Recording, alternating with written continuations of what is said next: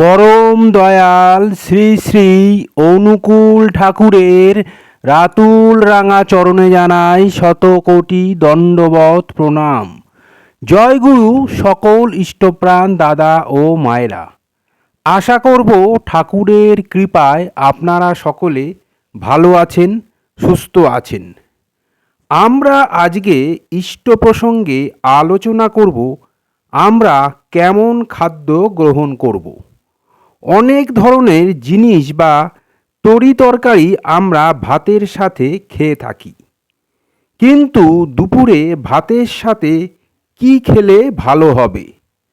শুধু দুপুরে খাবার খেলে তো হবে না, আমাদের রাতের বেলাতেও খেতে হবে। রাতের বেলায় প্রায় লোকই রুটি খান। এই রুটির সাথে কি খেলে আমাদের ভালো হবে? আজকে এই সব নিয়ে আলোচনা করব এবং তার সাথে সাথে আলোচনা করব গ্যাস হলে আমরা কি খাব। এই আলোচনাটা কিন্তু সবার জন্যই।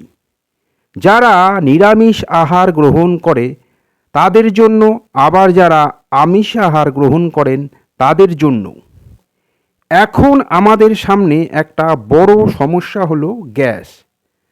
যা খাচ্ছি তাই গ্যাস হয়ে যাচ্ছে। আর এই গ্যাস জিনিসটা মোটেও কিন্তু ভালো নয়।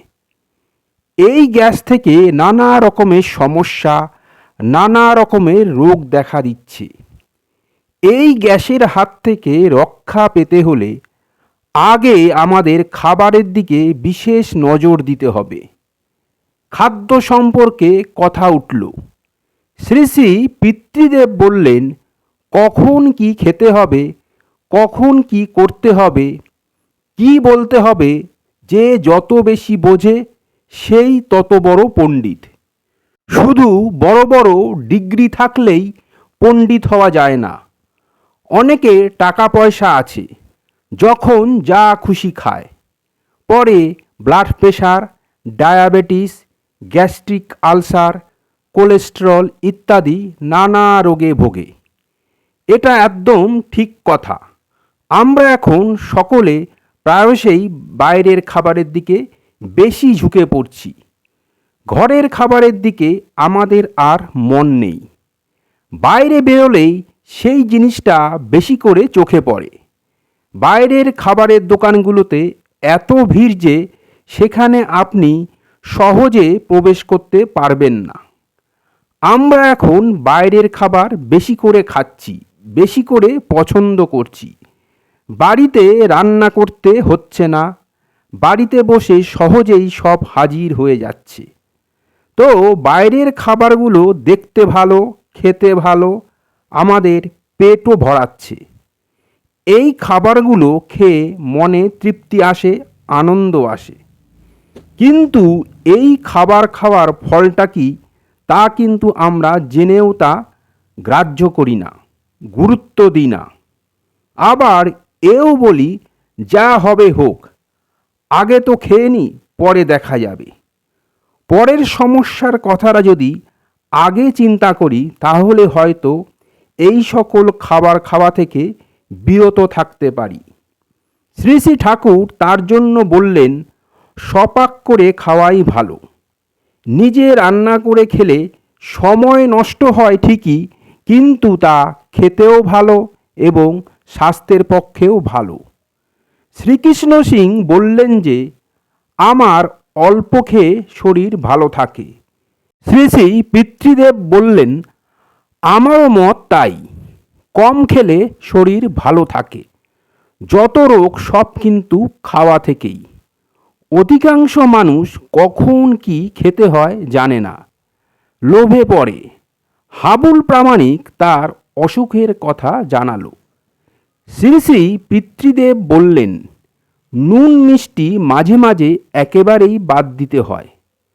পাতে নুন খেতেই হয় না, আর মাঝে মাঝে একেবারেই বাদ দিতে হবে।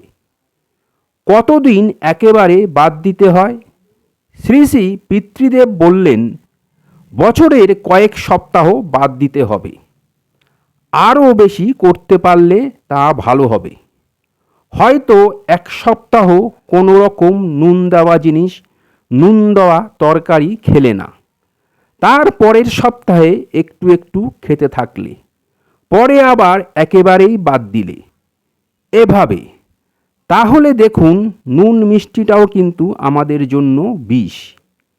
এই যে আমরা লোভে পড়ে মিষ্টি খাই, সেটা কিন্তু আমাদের শরীরের জন্য একদমই ভালো না।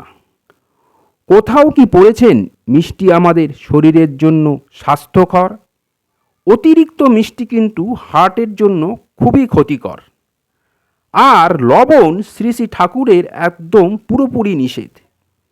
শ্রীকৃষ্ণ সিং বললেন, আজ্ঞে নুন না দিলে স্বাদ জাগে না যে। শ্রী শ্রী পিতৃদেব বললেন, ওই তো যতক্ষণ স্বাদের অধীনে আমরা থাকি ততক্ষণ তাই মনে হয়, স্বাদকে নিজের অধীন করলে আর ওরকম মনে হয় না, তখন যা খাবো অমৃত মনে হবে।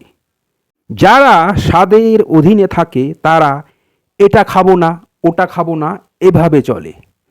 যখন নুন বাদ দিতে হয় তখন কিছু কিছু কাঁচা জিনিস খাওয়া ভালো। এই যেমন মটরশুঁটি, কচি শসা, বিট, কাঁকড়ি, এগুলো।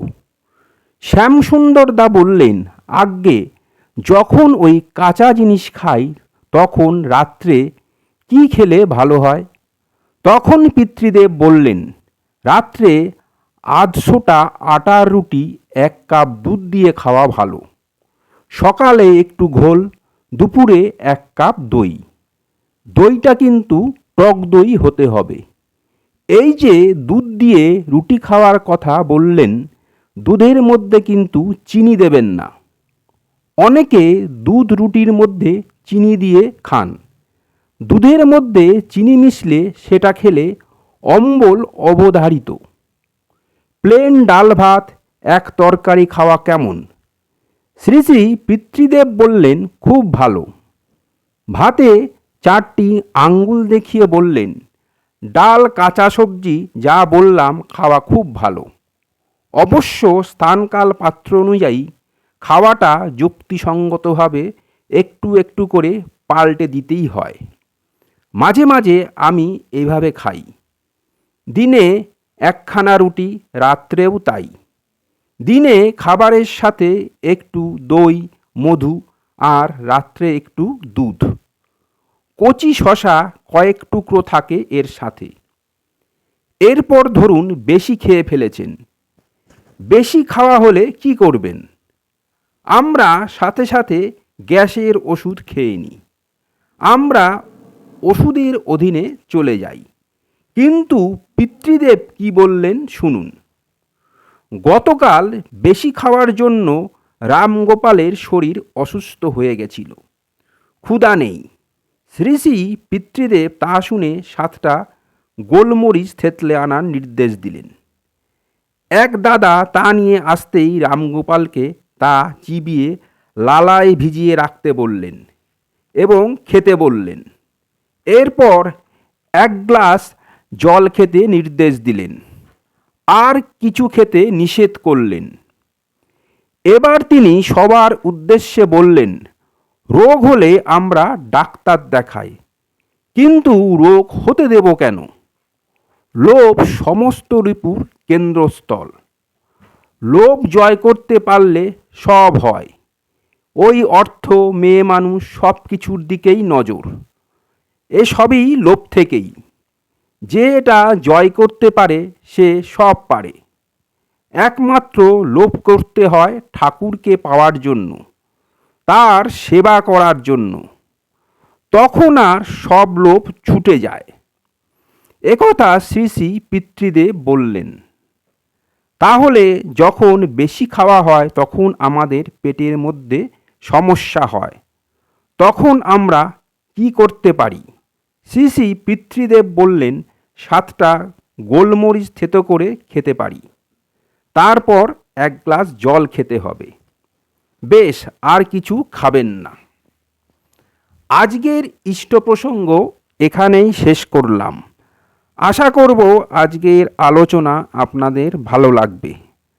আলোচনাটা ভালো লাগলে লাইক করবেন, বেশি বেশি করে শেয়ার করবেন যাতে আরও অনেকেই উপকৃত হন। আমার চ্যানেলটা সাবস্ক্রাইব করবেন এবং আমার পাশে থাকবেন। এরকম আরও অনেক অজানা ঠাকুরের তথ্য নিয়ে যাতে আপনাদের সামনে হাজির হতে পারি। সবাই ভালো থাকবেন, সুস্থ থাকবেন, আনন্দে থাকবেন, খুশিতে থাকবেন। ঠাকুরের কাছে সদা সর্বদাই এই প্রার্থনা করি, ঠাকুর সর্বদাই আপনাদের যেন ভালো রাখে, সুস্থ রাখে। কালকে আবার ঠাকুরের নতুন তথ্য নিয়ে হাজির হব। জয় গুরু, বন্দে পুরুষোত্তমম।